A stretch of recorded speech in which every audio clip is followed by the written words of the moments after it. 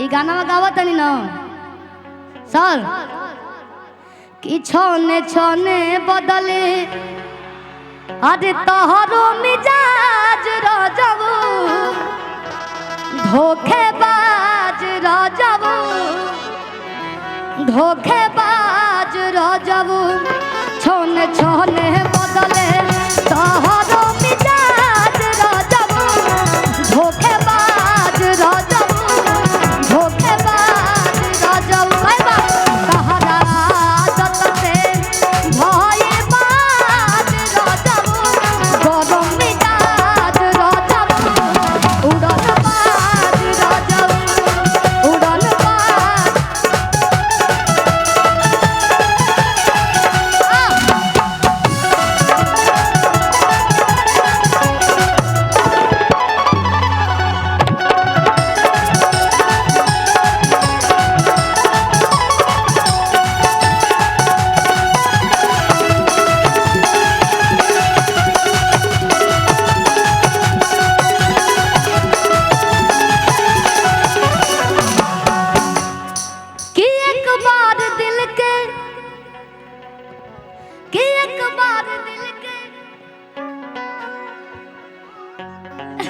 यही में चला गया। अरे सुकून कैदा ये राजा जी एगो पून कैदा। जानते हैं कमेंट में आवेला, हम कमेंट सबके पढ़े नहीं तो कुछ लोग भैया लोग जो तंग आ जाला मेहरारू से कहेला शिल्पी जी आपका गाना सुन के मेरी वाइफ मेरे से बहुत झगड़ा कर रही है, तो प्लीज ऐसा शिकायत ना आवे, प्यार बरसत रहो दोनों तरफ से। कहे बा कि एक बार दिल के सुकून कैदा ये राजा जी एगो पून कैदा अपने ही हाथे हमर खून कैदा।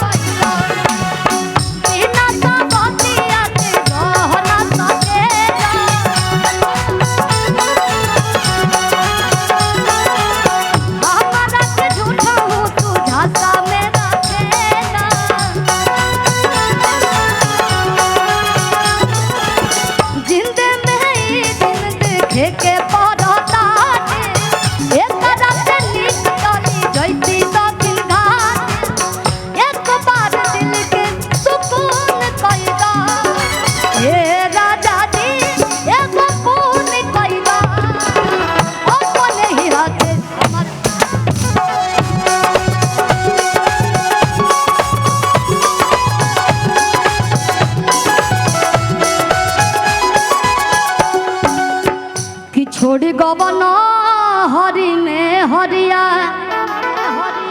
कि पिया भैला गोलारी के हो फूल।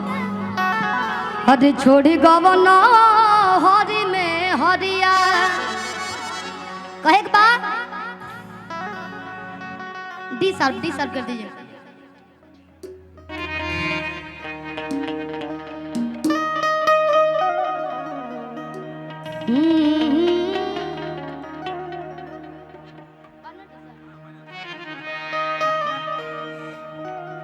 कि बॉडी याद आवे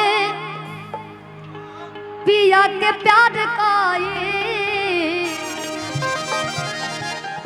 कि रतिया तो रतिया अरे पहाड़ दिन भाई कि का कहीं हमारा अरे करे जडाल दौड़ के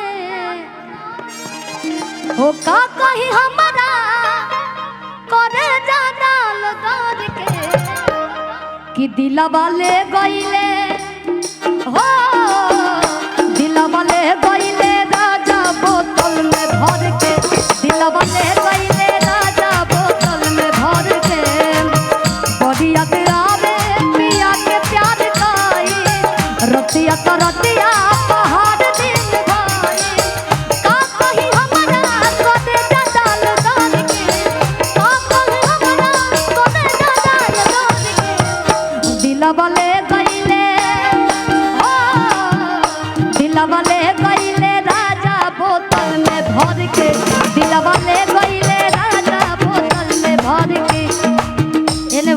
भाभी जी बड़ी कि खाई अपना मर्दा के कमाई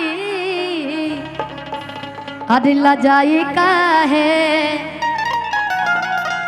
कि 24 घंटा घूंघट में अरे अम्मा जी हम रहब ना कि मॉडल युग के कन्या हम अरे अतना सासत साहब ना कि ससुर भसुर के सोझा पर्दा में हम कई काहे कि खाई अपना मर्दा के कमाई लजाई काहे खाई अपना मर्दा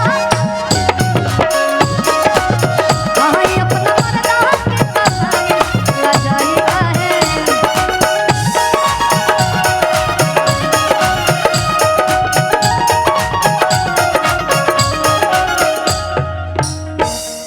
और हम चाह बाकी आप लोग YouTube पे सर्च करके तो सुनते बनी ऐसे ही गर्दा उड़ैले रही। शिल्पिया के ढेर सारा प्यार दी। अगर कोनो गलती भइल होई मंच के माध्यम से तो क्षमा करब सबे। और भी आप लोग जाइन मत कैसे कि बहुत अच्छा नृत्य के कलाकार बनी भैया।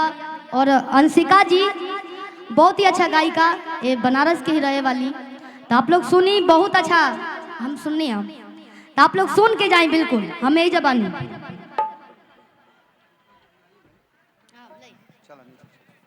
अब मंच पर सादर आमंत्रण है सुश्री अंशिका सिंह जी के लिए, जोरदार तालियां बजाएं। और ये शिल्पी राज जी विदा लेते हुए सुश्री अंशिका सिंह जी हम सभी के बीच में होंगी। आप सभी को बता दें पिंडरा विधानसभा में खेल के अंतर्गत राज्य शिक्षक पुरस्कार प्राप्त और राष्ट्रीय एवं राज्य स्तरीय खेलों में प्रतिभाग करने वाले खिलाड़ियों को माननीय विधायक जी सम्मानित करेंगे अंशिका जी के गायन के बाद। तब तक हमारे समस्त ये खिलाड़ी मंच के पास आ जाएंगे ताकि हमें सुविधा होगी, जल्दी से आप सभी का सम्मान हो जाएगा। अब यह मंच में सुश्री अंशिका सिंह जी को समर्पित करता हूं। एक बार जोरदार तालियां बजाइए आप सभी। एक से बढ़कर एक प्रस्तुतियां है, एक ऐसी प्रस्तुति जो पूरे विश्व में विख्यात है।